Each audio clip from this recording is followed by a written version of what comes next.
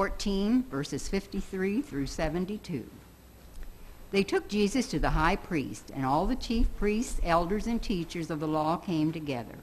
Peter followed them at a distance, right into the courtyard of the high priest. There he sat with the guards and warmed himself at the fire. The chief priests and the whole Sanhedrin were looking for evidence against Jesus so they could put him to death, but they did not find any. Many testified falsely against him, but their statements did not agree. Then some stood up and gave this false testimony against him. We heard him say, "I will destroy this man-made temple, and in 3 days will build another, not made by man." Yet even then their testimony did not agree. Then the high priest stood up before them and asked Jesus, "Are you not going to answer? What is this testimony that these men are bringing against you?" But Jesus remained silent and gave no answer. Again the high priest asked him, "Are you the Christ, the Son of the Blessed One?"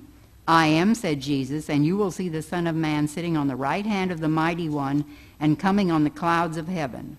The high priest tore his clothes. "Why do we need any more witnesses?" he asked. "You have heard the blasphemy. What do you think?" They all condemned him as worthy of death. Then some began to spit at him. They blindfolded him, struck him with their fists, and said, Prophesy. And the guards took him and beat him. While Peter was below in the courtyard, one of the servant girls of the high priest came by. When she saw Peter warming himself, she looked closely at him. "You were also with that Nazarene Jesus," she said. But he denied it. "I don't know or understand what you're talking about," he said, and went out into the entryway. When the servant girl saw him there, she said again to those standing around, "This fellow is one of them." Again he denied it. After a little while, those standing near said to Peter, "Surely you are one of them, for you are a Galilean." He began to call down curses on himself, and he swore to them, "I don't know this man you're talking about." Immediately the rooster crowed the second time. Then Peter remembered the words Jesus had spoken to him. "Before the rooster crows twice, you will disown me 3 times." And he broke down and wept.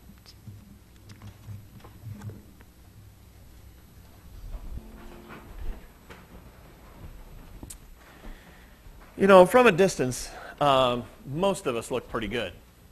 The farther out we get, the better off we look. I mean, there's Tecumseh right there, as all plainly can see. But we don't see your life. We don't see your problems. We don't see what's going on. And so, from a distance, it's easy to follow God. But we need to follow Jesus up close in the hard spots. Peter followed Jesus from a long ways away, even while Jesus was right there in the thick of things, in the heat of battle. We need to understand that our Christianity needs to be up close and personal. We need to be in the face of our problems. We need to deal with them with God on our side. With God's help, we can survive anything. But we need to be up close where Jesus is and avoid all of this long-term Christianity that we like. Now, in the next 3 weeks, we will look at these last subjects that Mark covers before he covers the resurrection and brings his book to a close. We have this trial before the Sanhedrin, and then Jesus will be before Pilate. Then we deal with his crucifixion, and then his death and burial. And in each of these, Mark follows a pattern.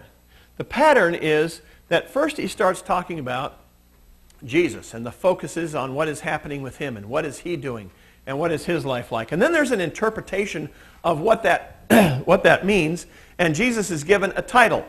In today's section, we'll have the title, the Son of Man. But in each of these 4 sections, Jesus is given a title. And then there's a response to Jesus, whether it is by someone who believes in him or somebody who doesn't believe in him. But in each of these sections, there's going to be a response, and then there's a transition to the next section. And so you'll see that Mark has all of these things in mind as he rolls towards his conclusion. Today we're going to talk a little bit about the hearing before the Sanhedrin, and then we'll talk about what happened with Peter in his being out in the court. Come on in, folks. There's room. Got some room there? All right. And then he's going to talk about, then we're going to talk a little bit about Peter and his thing. Now, Mark pins the primary responsibility for Jesus' death and crucifixion on the Sanhedrin, on the high priest. And that's where it needs to lie, according to Mark. Now, we'll discuss this after a little while about who really is to blame. And really, it's us. Jesus Christ died for our sins. He didn't die because the high priest chose him to die. He died because he willed it and because he died for our sins. All the Sanhedrin had gathered together.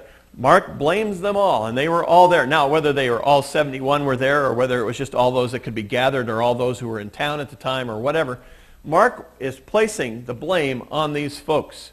It was a nighttime trial, and nighttime trials were abnormal, but we have been finding out in the last few years that they were not necessarily illegal. Now, I have preached a couple sermons, I am sure, that said, oh, this was an illegal trial. Well, the information that that's based on actually comes after Jesus Christ's time. And so all the suppositions that these were illegal trials and that they were trumped up and all this kind of stuff, they were horrible and they were unjust and all that, but they were not necessarily illegal. This one was abnormal. They wanted to get things done before the Passover.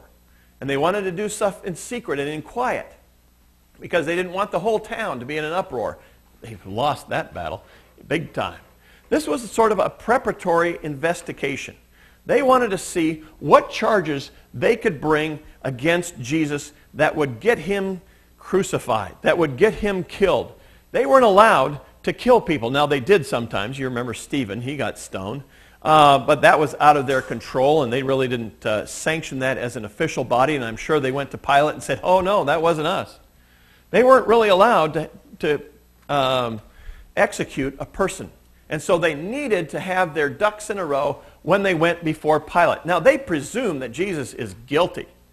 And this hearing before the Sanhedrin is going to convince those people who were sort of on the fence, who sort of wondered about Jesus, and it will get all these charges that they were going to present to Pontius Pilate. Pontius Pilate was no rubber stamp. Now, we know from other sources that there were times when the Roman governors would just say, hey, anything you want to do, go ahead. But Pilate wasn't one of those. They needed to know what charges they could bring against Jesus. And so they held this particular hearing. They had been looking for a way to kill Jesus for a long time, for a way to arrest him, for some sly way to arrest Jesus and kill him. And now it says they are looking for the evidence. They already knew that Jesus was guilty. This was presumed from the beginning, that he was not the Messiah, that he was just a rabble-rouser that they wanted to get rid of because he was threatening their power base. And so now they are collecting this evidence so that they can have Jesus killed. They needed two or more witnesses who would agree. Because in Jewish law, what we find in the Bible, you have to have two witnesses who will agree before you could execute a person. It couldn't just be he said, she said, or he